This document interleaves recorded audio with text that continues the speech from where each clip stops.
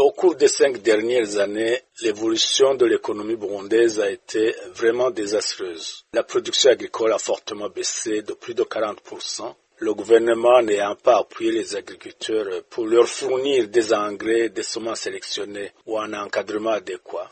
Cette situation a évidemment exacerbé la pauvreté extrême qui touche plus de 75% de la population, avec environ 6 millions de personnes, soit presque la moitié de la population, qui souffrent d'insécurité alimentaire, et 6 enfants sur 10 présentent un retard de croissance, selon les rapports des institutions internationales. Et comme vous le savez, le Burundi est classé le pays le plus pauvre du monde. Le pays manque d'infrastructures, les routes, l'électricité, l'eau.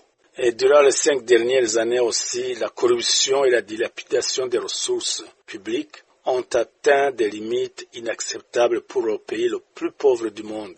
Par exemple, des minerais sont exploités et exportés, des tonnes de café sont exportées, mais les exportateurs ne rapatrient pas les devises provenant des ventes. Le secteur du carburant est aussi en casse-tête. Et dans tous les cas, l'État perd des milliards de francs et certains hauts responsables participent dans ce vol.